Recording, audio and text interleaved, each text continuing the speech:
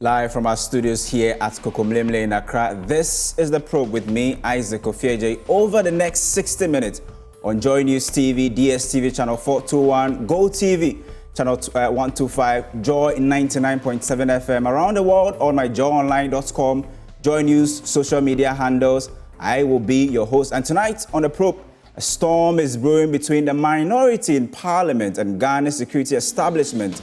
The minority has taken what one could describe as the unusual step of petitioning the Dean of the Diplomatic Corps over what they describe as the Rambo-style arrest and searches, targeting former government officials from the homes of ex-Finance Minister Ken Ofori-Atta and the former Bank of Ghana governor to the arrest of the Ashanti Regional Chairman Bernard Enchi-Bosiako, or Chairman Wuntumi.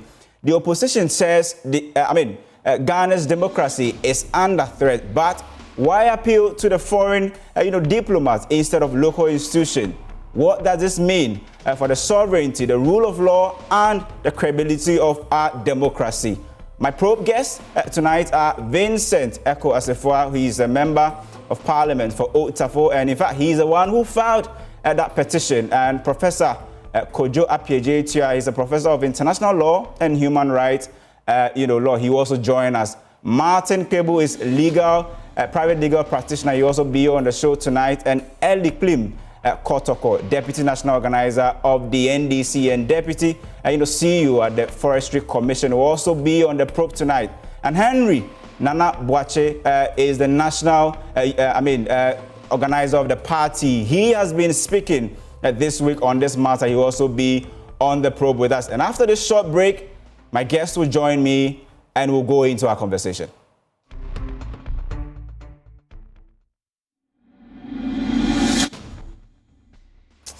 And thank you very much for staying with us here on the probe on the Joy News channel and also on Joy 99.7 FM. My guests have all joined me for this interesting conversation. And I'll start with Vincent Eko Asefua, who actually filed this petition. In fact, you have taken an international step as far as this, issue is concerned. And in fact, petitioning the Diplomatic Corps, this is the second time your party is doing it. Is it a way of telling us that you've lost confidence in our local institutions or the justice system, and in fact, the legal system in which you are part of?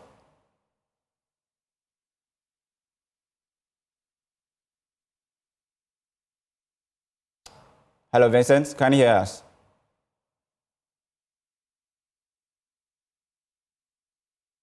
Henry Nana Boakye has also joined us via Zoom. He's also on phone. Nabi, your party has petitioned the Diplomatic Corps once again. In July, you did petition them, in fact, on the Ablekuma, not, violence. Is it a way of telling us that you have actually lost hope in our local institutions or the legal system in which we are currently running?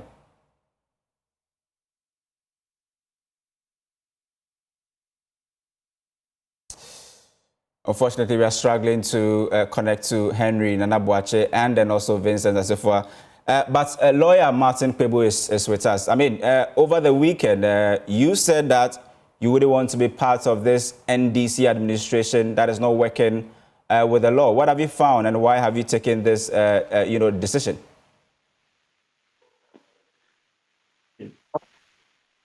Kindly unmute so we can hear you. Yes. Good evening. Can you hear me? Exactly, I can hear you. Please go ahead. Yes. So basically, the point I was making is I see we run an executive government.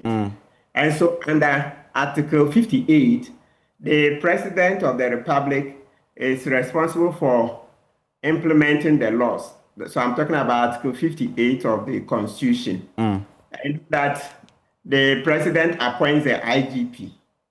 And we all also know that in appointing the IG, it's not an examination that is written. No, it's not, the negotiations and the things that go in, it's not an examination.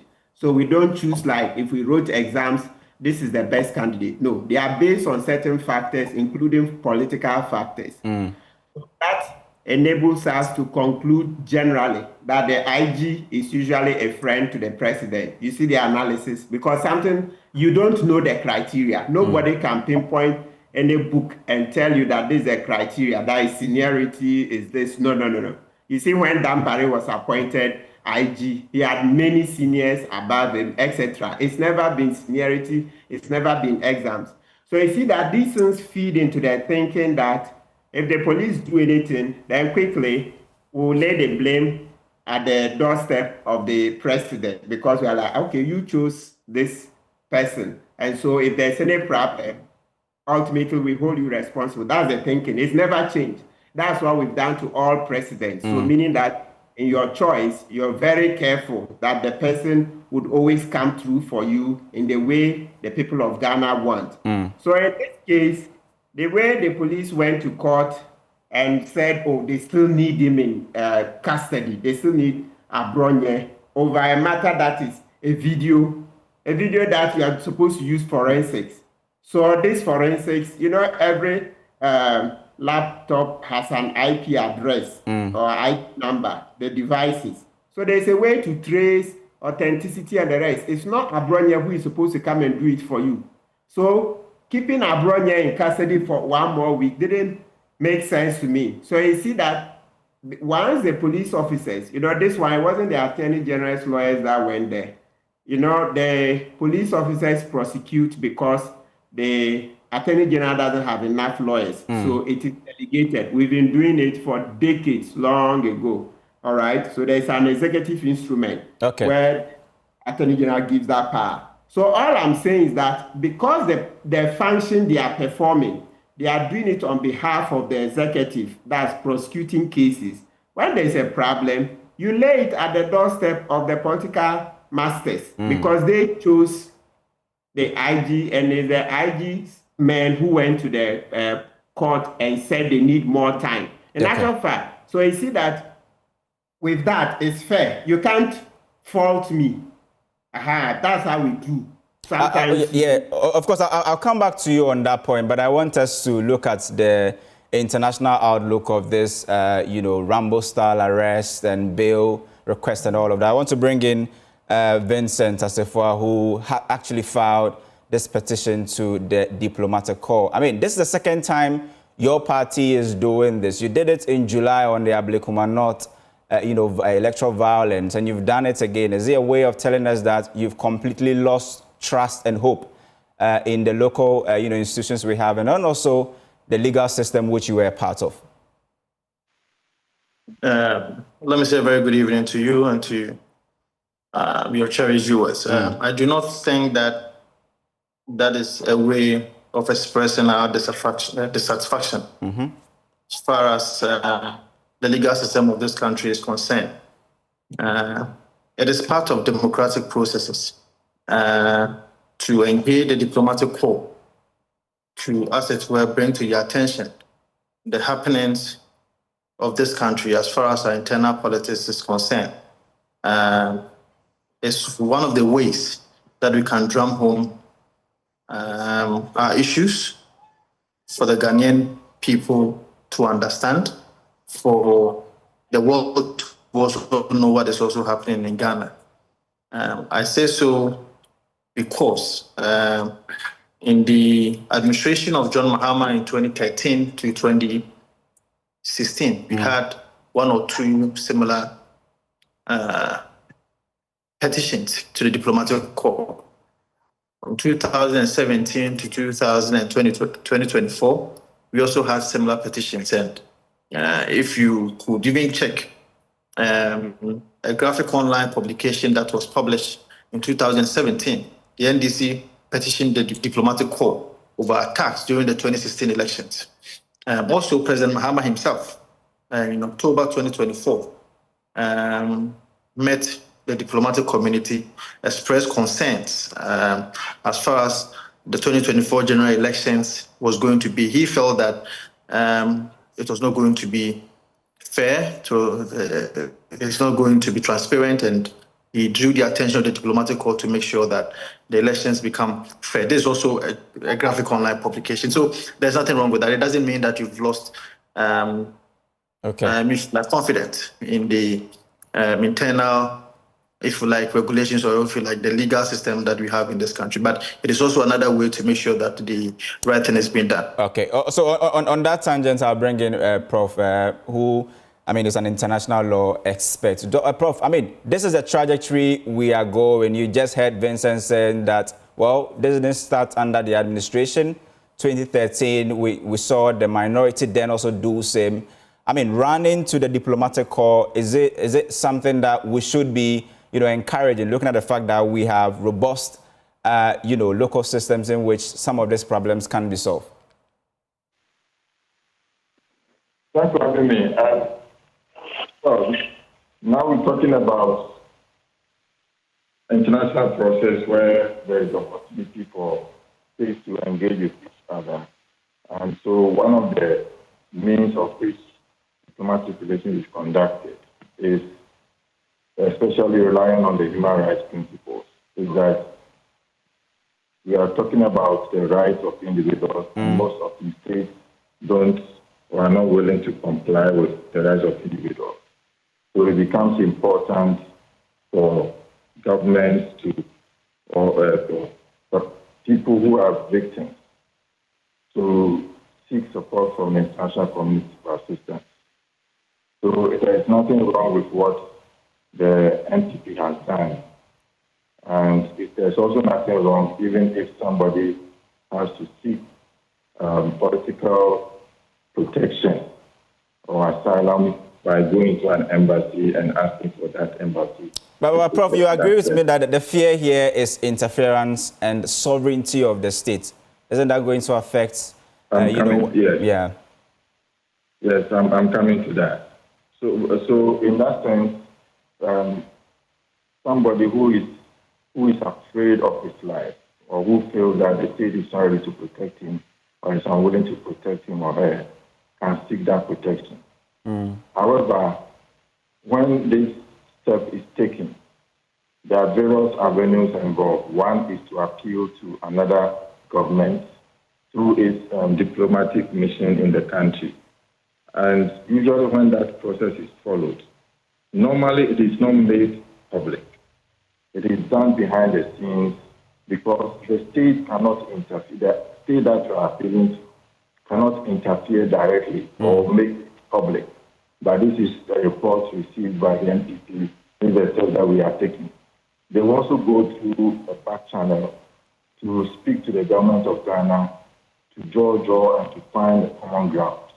And that is where the element of sovereignty comes in, because you cannot directly interfere in the affairs of a state unless, for example, there is a clear case of rights violation, it is egregious, it is forcing, it is systematic, and it is causing such problems that's affecting the very integrity of the state.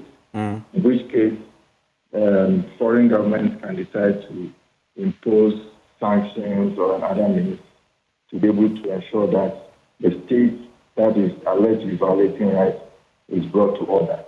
The other means is actually to go to any international forum, whether it is a human rights commission or to a human rights treaty body for the issue to be resolved. But for that one, you should have exhausted local remedies before you go that route. So looking at what it is now, while the government has the power to do what it is doing, while the NPP has the right to do what it is doing, it shouldn't be something that is done openly. And it's up to the government, the party that is being appealed to do it in the background so that it wouldn't be seen to be interfering in the affairs of other states. In such situations, it reflects in, for example, the U.S. They do annual reports on human rights in each country. Such complaints can be issued through such human rights, can reflect in the human rights report that they offer at the end of the particular year. So this is an indirect means of putting pressure on the government to act. But if the results may not be immediate or you may not have any change at all. Okay, thank you so much. Let me go to Elikem Kotoko. He is the NDC Deputy National Organizer and also a Deputy CEO of the Forestry Commission. The minority says that these arrests threaten democracy. But, I mean, isn't this also a way of actually saying that it's true that the political elite must also be accountable to the law? Good evening to our viewers. I believe that the minority has the right to pursue and do all what they are doing. In the first place, I only see a minority or a leadership that has failed their followership abysmally and therefore want to find a way to lash onto straws to seek some relevance. But I want to believe that the NPP requires a proper a reflection of their stewardship to their people about how their leadership have failed them, rather than to want to find an avenue to blame government. They are right to, they can petition the UN, they can petition Donald Trump, they may want to even petition Togo. It is in their right to do so, because this diplomatic corps you are petitioning are very aware of your human rights and democratic records in the past 8 years. So it is not anything that is of worry to anybody. So are you repeating the same wrongs? I am not saying so. That is, I'm just building the premise that this is nothing that should give the NDC any reason to worry at all. The NDC is not spokesperson for the police service. I am even aware, for instance, the Attorney General is taking steps to ensure that the foul-mouthed gentleman in question is considered. His situation is considered. But outside of things, I mean, we were in this country when these very people, I would wish to rather let Vincent answer where they were. If they were in this country when the police service invaded Honorable Jinapor's residence in a Rambo-style, when they did same to the current Attorney General, amongst other things. I am not trying to equalize, but you see, when they were doing these things and Ghanaians spoke against them, they were never able to find their voices. Suddenly, a dose of their own medicine has been served them just once or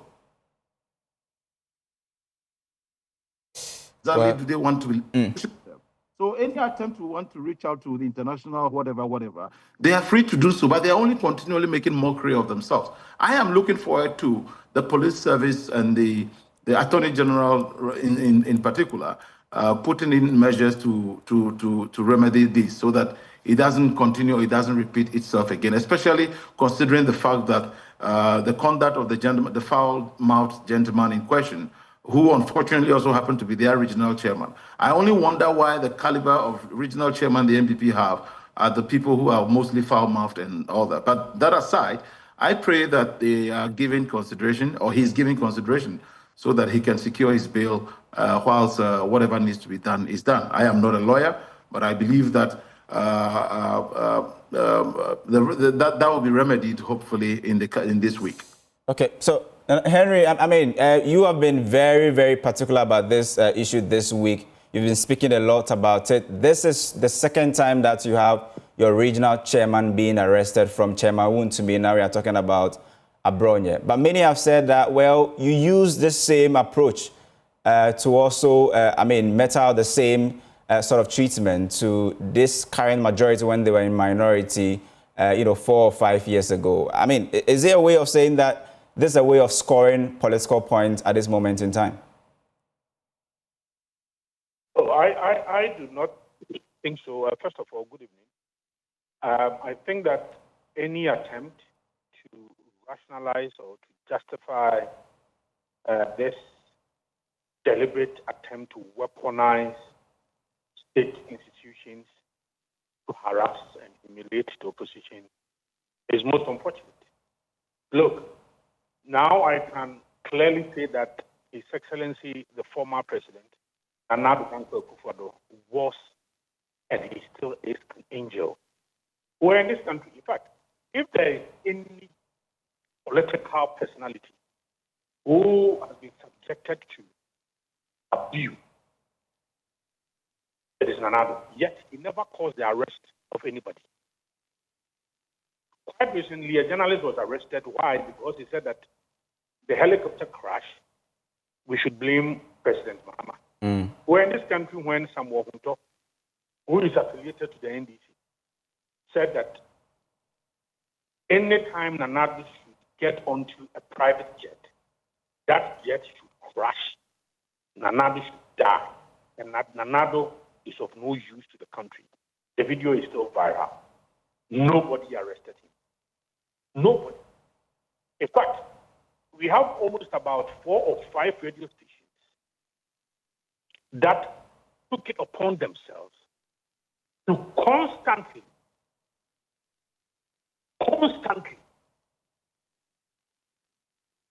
verbally assault. Henry, I mean, we are struggling to hear you. And I mean, if you can reposition yourself so that you can get your point clearly.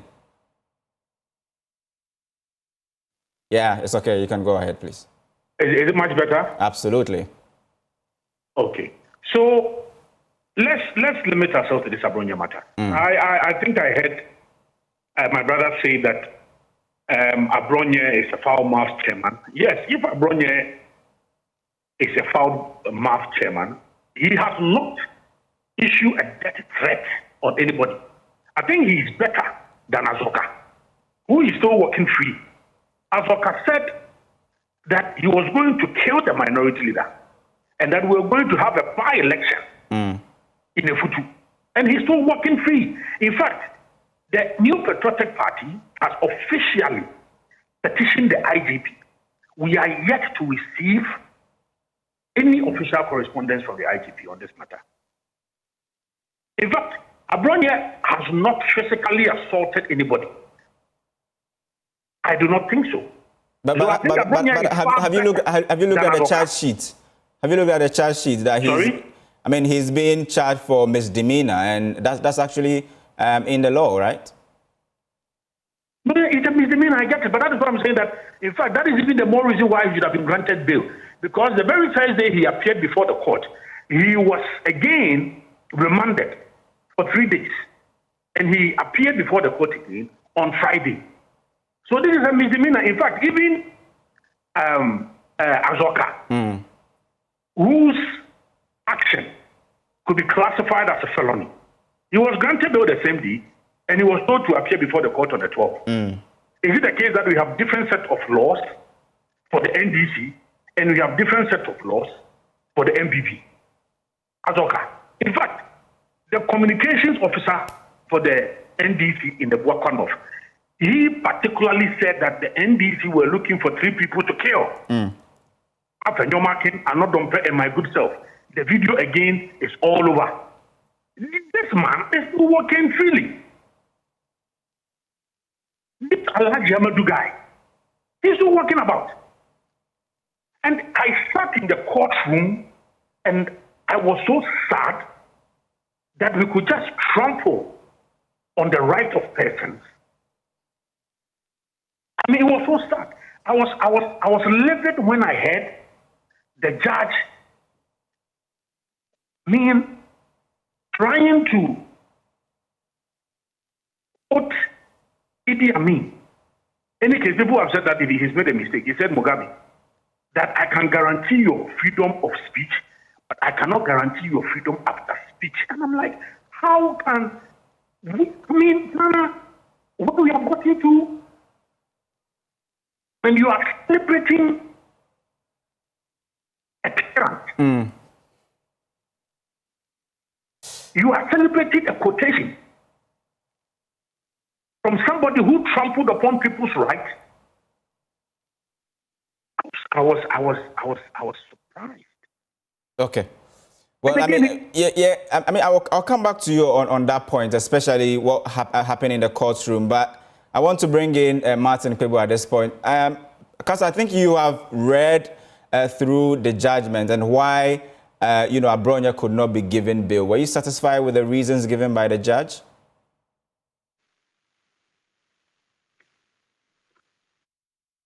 Hello, Mr. Kpebu. Kindly unmute so we can hear you. Hello? Yeah. Yes. Okay.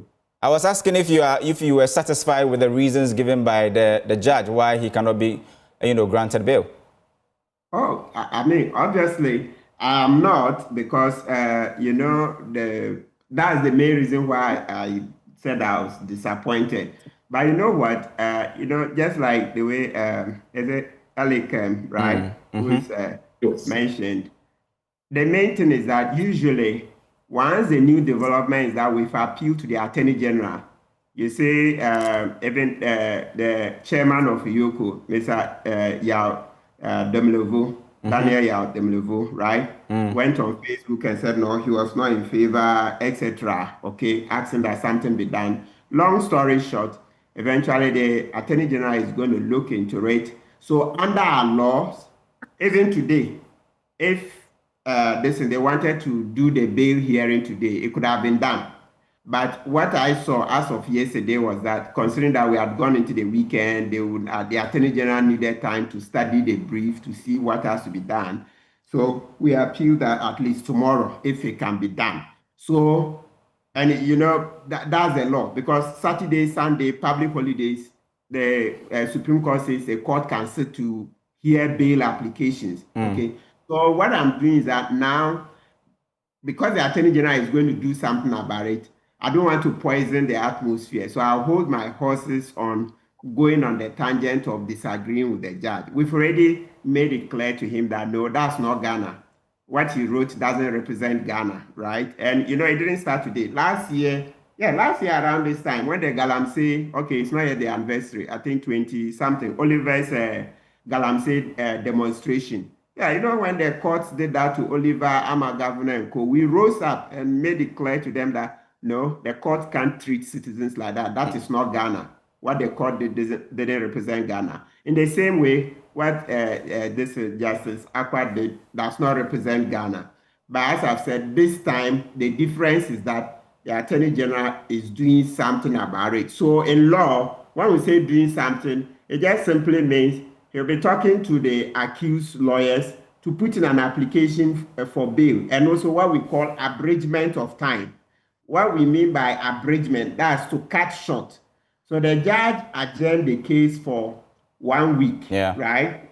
But now that, the uproar is so much, the furor, and it's embarrassing us as a nation, what that means is that the lawyers would then file a bail application and motion for abridgment of the date.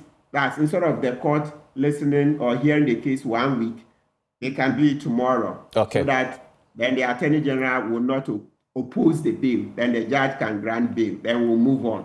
So because of that, I don't want to continue on the tangent of berating the court. We want the atmosphere to be calm so that tomorrow Justice Akwa will grant the bail.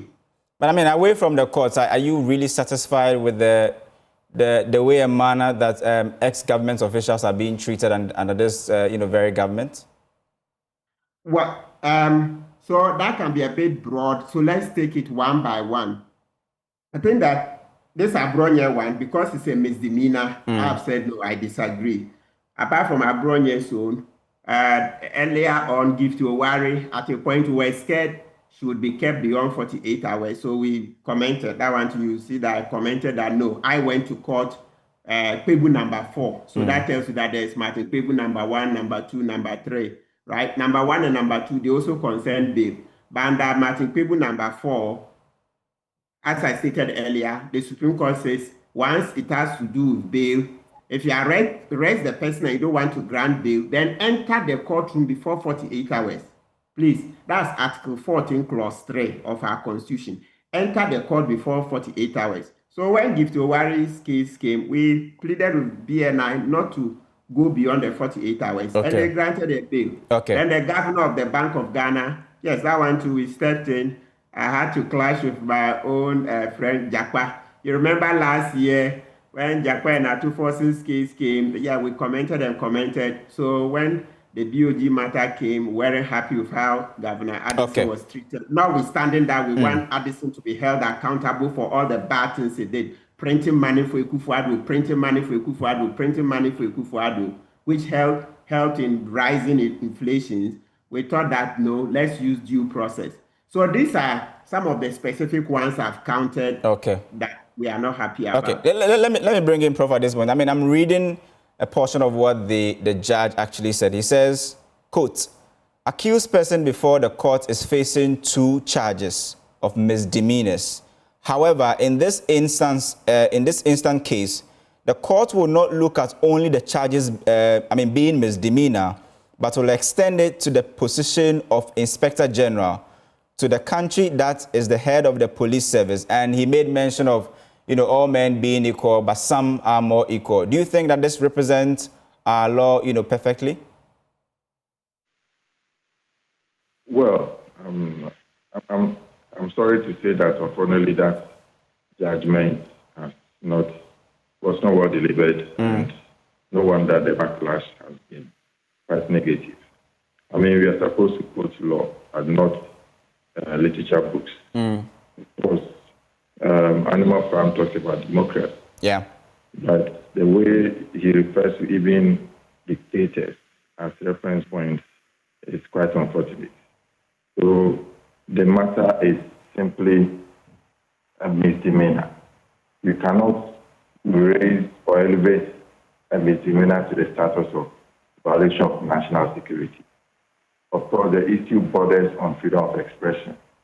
And freedom of expression is not an absolute freedom. It is subject to some limitations. One of the limitations is subject to having the enjoyment of that right or the exercise of that right having an impact on national security.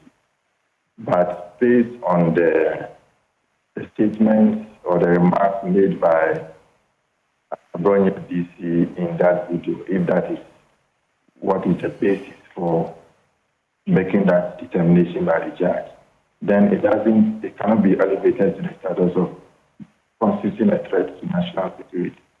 And so for the judge to have gone beyond that, I think he actually introduced some facts into the case, or did some deductions which were overly unconnected to the facts of the case. There is a case for bail application.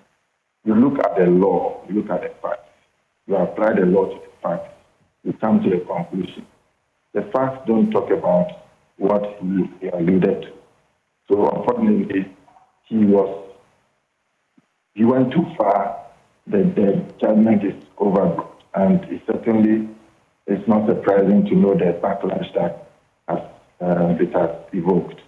So it's very important for judges to work within the limits of their mandate. Judges have independence, or they are guaranteed judicial independence. They are supposed to exercise judicial integrity in the decisions they make. And that is what should guide judges in making their decisions.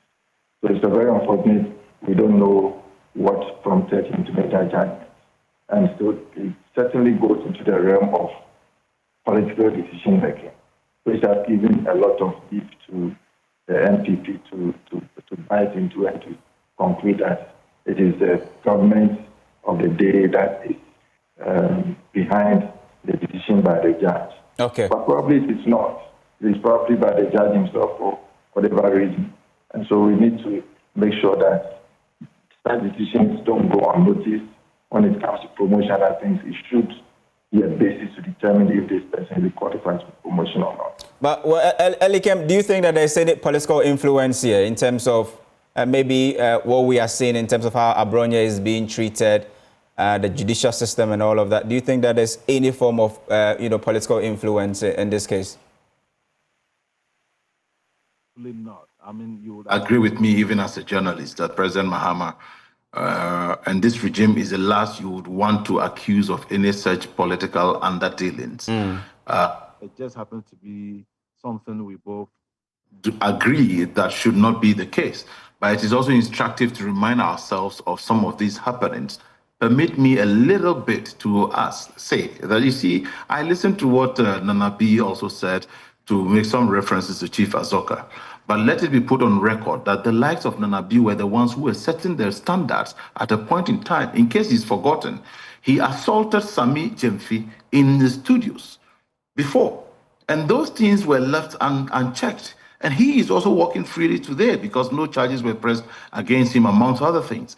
And see, so we need to find a way to address these matters rather than wanting to look for a political twist to it. It is the reason why I'm telling you, and I'm saying this repeatedly again, that the NPP leadership have failed their followership. They have led them into an election that resulted into the most embarrassing result, and then all of a sudden they have not engaged in any reconciliatory act or reorganization. And then they are about to talk about their presidential primaries again. So, and then elections. So they are finding ways to latch on to straws to seek some relevance. So they feel that they must find a way to rope in the NDC in this matter in order to stay relevant. Mind you, the day they have given for their demonstration, do you think that if it was just talking about the IGP and the police service, they would have gotten anything? No. So they would have to attach some sensationalism to it, and that would be the mention of the NDC in order to incite their people, to anger them to rise to all of this. There's absolutely no political interference in this matter after all. And I am telling you again, I think just as Senior Martin Kpebu also corroborated, that the Attorney General also having heard of these is taking some steps. If there were supposed to be some political underdealings, I'm not sure that would have been something you've heard. We should thank God that we have a democracy now under a regime that sincerely embraces it and accepts to make any corrections that there needs to be in order for us all to enjoy this same mother Ghana we belong to. Well, I mean, Nanabi, the Attorney General is making some form of intervention, but do you still believe that, well, although this is coming from an internal source, do you think that an international, intervention possibly could actually help solve this issue? First of all, my brother Elikem, I assaulted Jemfi. No, that didn't happen. Yes, we had some heated exchanges in the studio, but I never physically assaulted him. I mean, that must be made clear. Secondly, if Elikem should take any political lessons from the fact that NDC suffered the most humiliating defeat in 2016. Before 2024, they had suffered the most humiliating defeat. The national chairman now was the general secretary. They promoted him to be national chairman. And today, if they are fortunate to have been given the mandate, you should not exhibit any political arrogance. Not at all. Yes, you have been given a mandate. Yes, but don't forget, but just some 8 years ago, you had suffered a humiliating defeat. Yes, we have suffered a humiliating defeat. We are working together to make sure that we expose the lies and the scam. Points well made. Can you go ahead and answer the question, please? Yes, so yes, for us, the leadership and then the lawyers, we are going to pick this ruling, which should not be a ruling that should incarcerate anybody. We are going to appeal against it. And then, just as he said, yes, that is fine. It looks like it is almost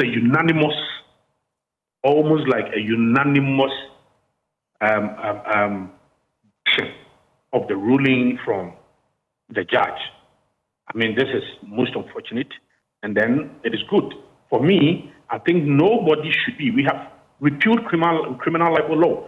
Nobody should be incarcerated because of freedom of speech. Yes, we have limitations, but there are other remedies. If you think that you have been insulted too, I mean, for the fact that the judge should say that, look, all of us are not equal, and then quoting literature, that is most unfortunate. When we have a well-stipulated provision in our constitution which says that all of us are equal before the law, he's saying something different. I've been told that he's seeking to be promoted to the High Court. I think that this is going to be a dangerous decision for any authority to appoint this particular judge to the High Court. I mean, do you have any evidence? Do you have any evidence to back the claim you are making in terms of the judge seeking, promotion through, some? Oh yeah. Even yesterday on Joy News, even Samson even said that he's been shortlisted. He applied to be promoted to the High Court. He's been shortlisted. But this judgment, throwing away our constitution, throwing away the article that says that all of us are equal before the law, and then even celebrating a quotation from a tyrant. I mean, this is most disingenuous to our political arrangement in Ghana, especially when we are being celebrated worldwide as being democratic. No. I think that this is very, very unfortunate, and it was really a sad day for our democracy. I mean, I'm happy that all major stakeholders are trying to take steps remedy this mischief. Vincent, I mean, you made that. I mean, you filed that petition. What exactly are you expecting from the international community to come in at this point in this case?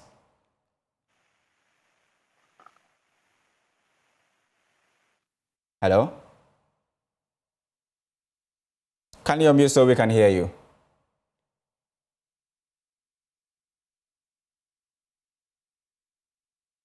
Can you unmute so we can hear you, please?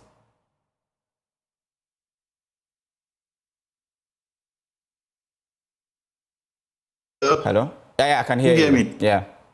Right.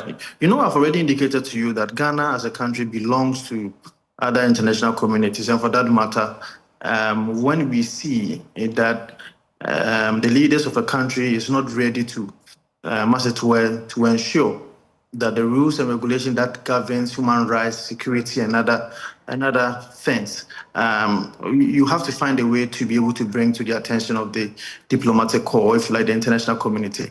And that's why I've told you that the diplomatic corps may not have a power to be able to, as it were, coerce the government to do certain things, but it is proper and important that you bring to the attention what is happening in the country, so that you bring to the awareness of the world the kind of internal politics that Ghana is actually facing. So I believe that it is proper for us to bring to the attention the diplomatic corps, and in doing so, the image of Ghana will have to be assessed very well, so that the leaders of the country will find a way to be able to.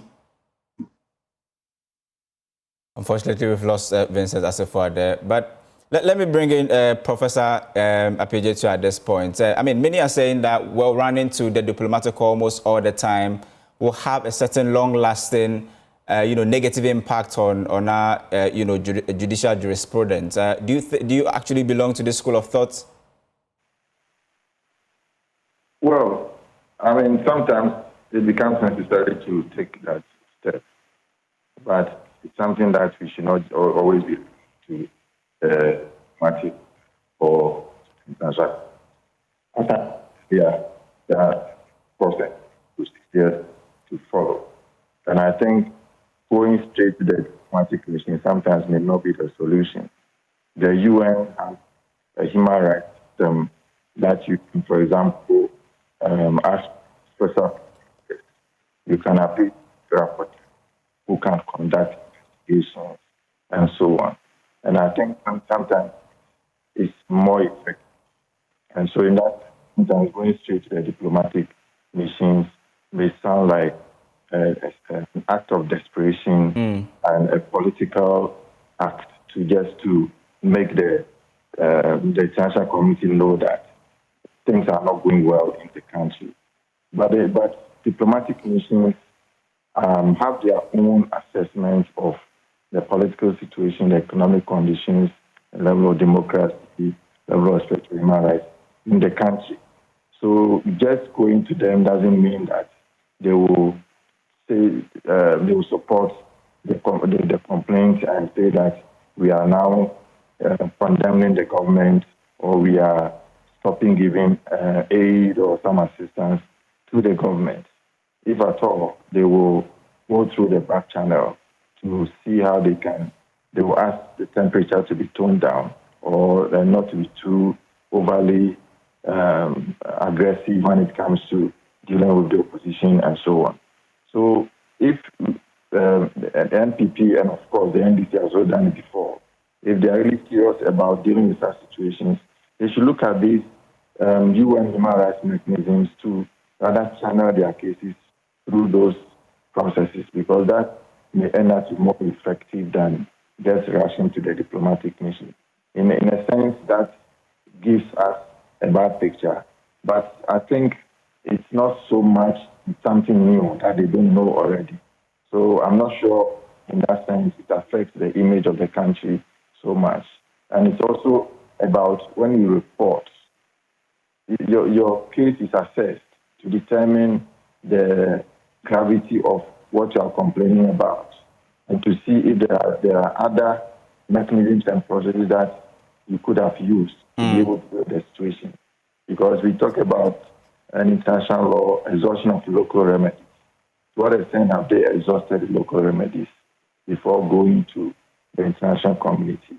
But at the same time, like I said, when it is about human rights issues in particular, sovereignty is not absolute.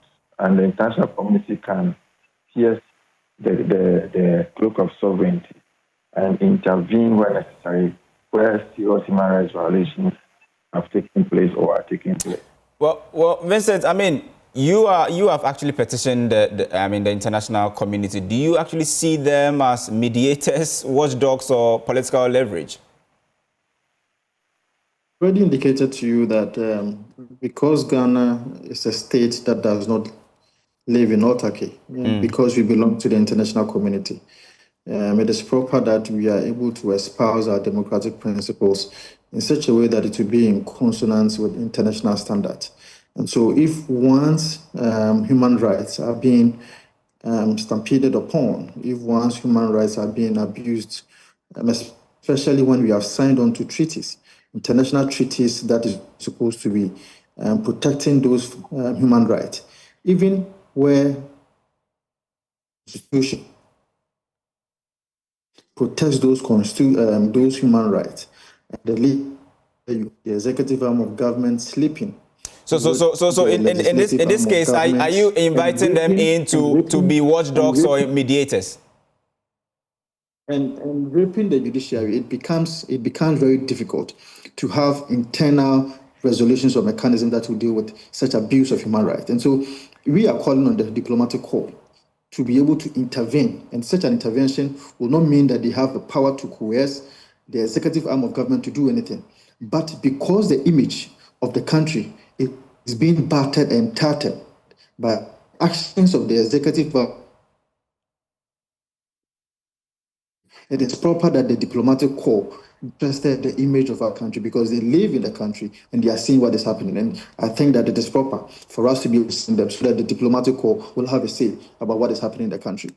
Well, Nanabi, what's the party's position on this, internationalizing such matters? Unfortunately, we've lost Nanabi as well. But let me bring in Eli Kem Kotoko also on this. I mean, many say that when you keep internationalizing such matters, they will end up having a certain impact on your sovereignty. But that should be your final comment. But let me ask you, I mean, is it not that we have made local means, not sustainable in terms of helping to address some of these issues? That's why you have the minority side of the house actually run into the international community? Thank you. I mean, let us not try to act ignorant of the fact that I'm saying this to the NPP, I mean to Vincent, that the international community out there knows the records of Ghana when it comes to our democratic credentials 8 years ago. They know of the indices of how human rights were abused, how even you, the media, were gagged, among many other things. They know of all these facts about how our performance even dropped in terms of Transparency International's every record there. The international community are fully aware. But your government has failed to give somebody who is being charged with misdemeanor bail. Is that not also going to add to our downward trajectory? I'm not disputing that. I'm not sure it took just one incident to get us to where we got to in the past 8 years. If that was it, then by now I'm sure we would not have been even an existing country when it comes to human rights and laws. I am not saying that what happened is right. And you listen to me comment and tell you that, yeah, I also agree that that should not have been the case. But in the past, when these things were happening, these very apostles who are on your set today never found their voice, never found the reason to frown on that. They either went mute or shied away from the media to even speak. But today, they're saying that so that the international community will intervene, will do this and that. It is very laughable. Let us not insult the intelligence of the Ghanaians who are watching us merely because we have the opportunity to speak. The international community is very aware of Ghana's records, of the records of the previous regime, and what President Mahama is also doing today. This is definitely not what we expect it to be, but it will be better, it will be a platform to improve on, and I am happy to announce that you will always have democracy fully represented and well respected, and the rights of people more respected under the... Okay. Prof, we at Joy News here, we've been counted more than at least 5 instances where persons who are being arrested are being asked huge sums of money in terms of the bail condition and all of that. And there's an international twist to this whole thing. Do you think this is going to affect our ratings on the international, scale? Definitely. The data has already been. They are already gathering the data, and when these issues come up, they add to our record. And when we appear before the Human Rights Council and other human rights bodies, they are going to ask us questions around it. And when the reports on human rights in Ghana by Amnesty International, Watch, the U.S. State Department come up, they are going to reference some of these. And so it is important we be respectful of our duties to the international community as prescribed in the various international conventions and other international laws that we are parties to, so that we don't rely on the notion of sovereignty to think that we can do whatever we like. The fact that we are parties to these instruments is part of our sovereignty, which therefore allows the international community to come in where necessary to comment and to condemn or to criticize. And where we are doing well, they commend us. So we need to make sure that we put our house in order all the time. Okay, Martin, briefly, this will be your last comment, but you are definitely not happy with the ruling that has come in so far. And on the human rights aspect, you are also not happy. What sort of index should we expect, especially the judicial system and also human rights? So you're looking at the Mo Ibrahim Index. So far, I think this is the first case that I can see hasn't gone well. So relatively, we should do better because this is September, unless more cases happen before the end of the year. So let's note this. I'm talking about judicial independence because you said the judiciary. So the Mo Ibrahim Index, they measure judiciary. So this is the first decision I've seen which is causing such an uproar. The other cases that we mentioned, Gift Owari, Bank of Ghana, that's Abison, and this Kenneth Oriata. Those ones were not decisions of the court. Those were by the security agencies. So far, this alone will not compare with what happened last year in the Akufo-Addo's regime. So I expect the performance to be relatively better unless something worse happens before the end of the year. Okay. Nanabi, do you still trust the court? Oh, that is... we should be able to trust the court. That is the only situation. But at this moment, do you trust the court? At this moment, I have my doubts. I was even trying to make this point, that even this ruling from the presiding judge, I am finding it difficult to even sever the ruling from this judicial interference by the executive by removing the Chief Justice. I see that there's a certain fear gripping, mechanism in this. And it looks like now the executive would want to have some excessive, powers over the judiciary. And honestly speaking, I'm finding it very difficult. Okay. Because now, if the president has been able to remove the Chief Justice, now then the Circuit Court judge, who before him is dealing with a highly political matter, clearly will toe a certain line. Okay. That. Well, unfortunately, this is where time will allow us to peg our conversation. This has been The Probe with me, Isaac Kofi. This is Joy News, independent, fearless, and credible. Have a good night.